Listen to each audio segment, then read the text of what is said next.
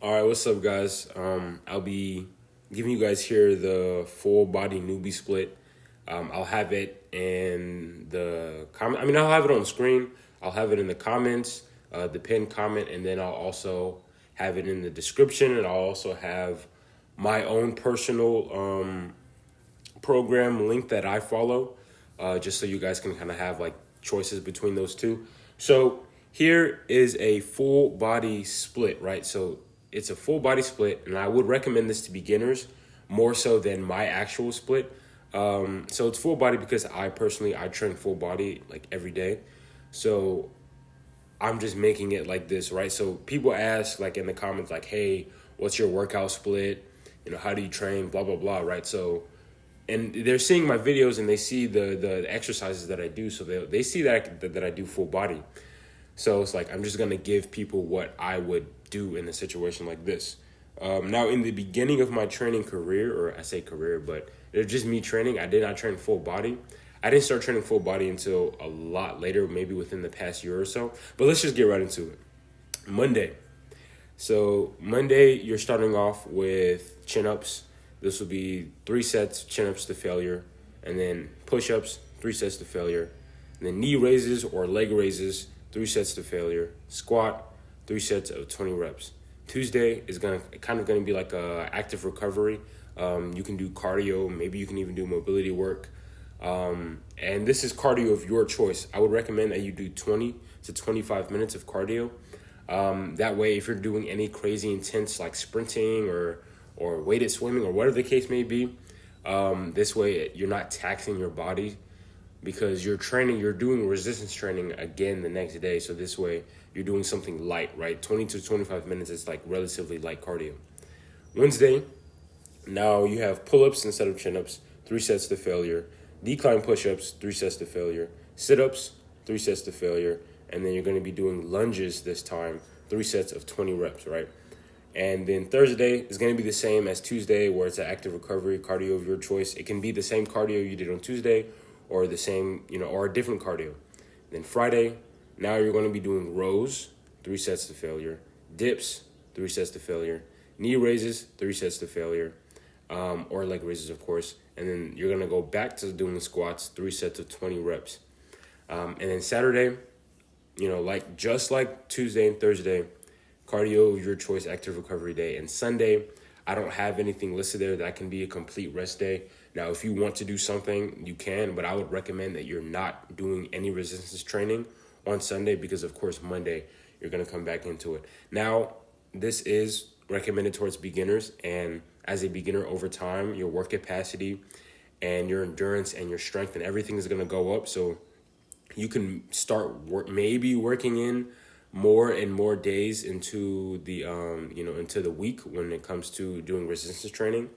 And also, this doesn't just have to be for beginners. This can be for people who don't have as much time commitment to train every day, right? So this way you're training every day, and every day that you train, you're training your entire body.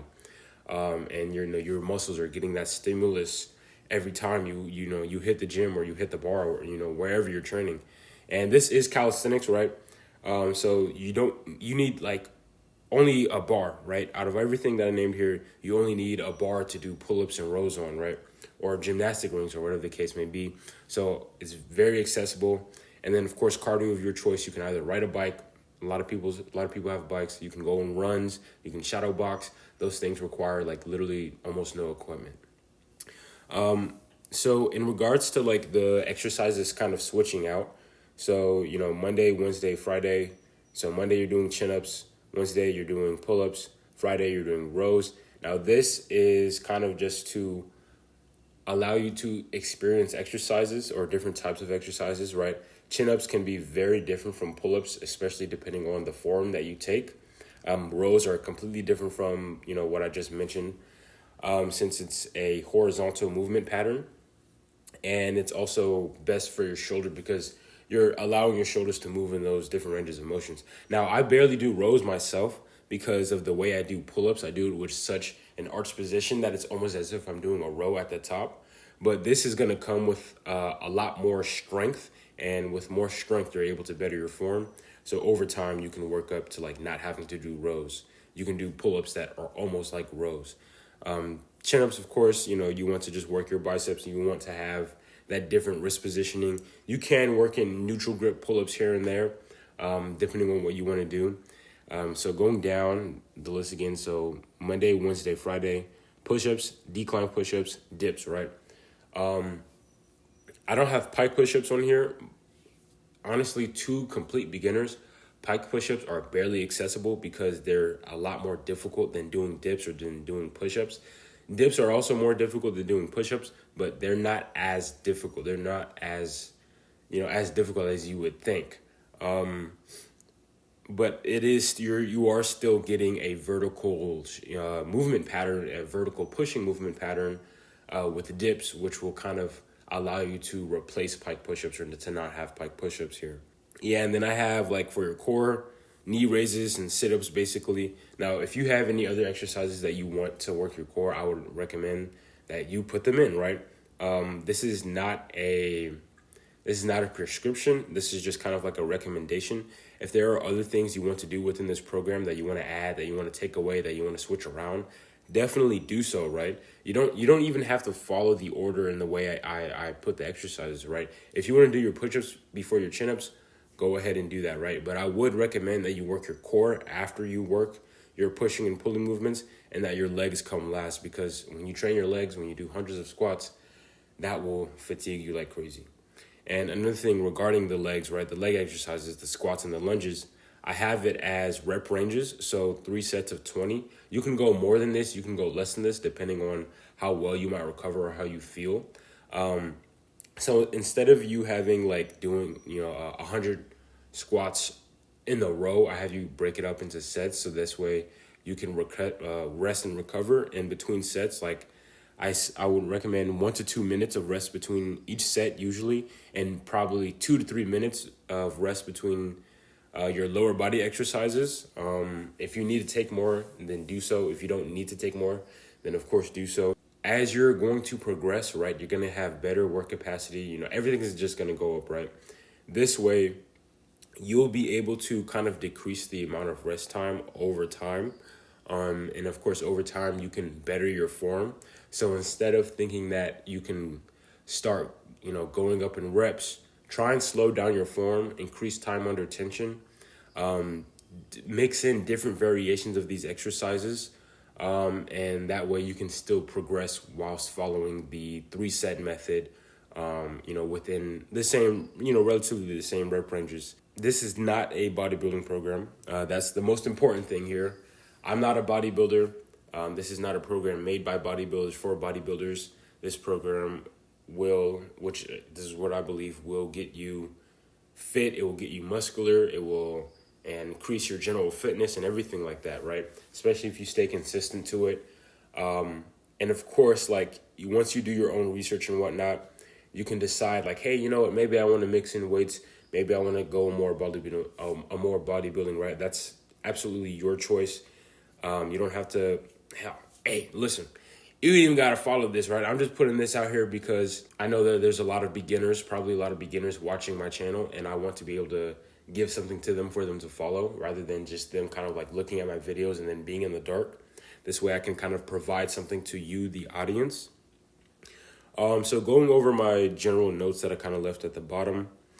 So superset your pulling and pushing movements, 1 to 2 minutes of rest between each set. So this is very important. If you don't know what a superset is, it's basically where as right after you just finished a set of an exercise, right after that you follow a different exercise, right? So this way, example. So you're doing chin-ups. You just did your first set of chin-ups. Now you're waiting for your muscles to rest and recover. But whilst you're doing that, now you're doing your push-ups. You're doing your push-ups and your back and biceps are recovering whilst you're doing your push-ups. And then now you can go back into doing chin-ups. And then as you're doing chin-ups, your triceps and chest and shoulders, your pushing muscles are resting. And then this way, again, you go back to doing push-ups, so on and so forth. It's very important to do supersets. They're also very time convenient. You won't spend much time in the gym when you're doing supersets. If you just just holistically just do the sets by themselves, it's going to take a lot more time, right? And if you're a person who already doesn't have much time commitment, I would definitely say make sure you get into doing supersets. A lot of my other things that I just did, that other notes that I just mentioned, I mentioned them before, but other ones I didn't mention was like, if you can't do pull-ups and chin-ups, stick to rows, and just switch out the grip variation. Over time, you can make your form a lot more strict. And, of course, you want to put in different variations of pull-ups, squats, dips, push-ups, just so you can kind of switch it up and bias towards, development towards other muscles. Like maybe you can do close grip pull-ups, you can do diamond push-ups, you can do wide grip push-ups, you can do Hindu push-ups. Whatever you want to do, right? You can get so creative with this. And I feel like this program allows you to be a lot more creative and have a lot more liberty, because I'm not telling you strictly what to do on each day. I'm just giving you this kind of outline, and then you can kind of follow it with like, your own research and your own things over time. But that's about all I have to say. If you have any other questions or anything like that, please put it in the comments. I have a video of my program, me explaining my actual program. And of course, I'll have this program and my personal program in the description and in the pinned comments. So, check that out. Check out my other videos. See you guys in the next one. Peace out.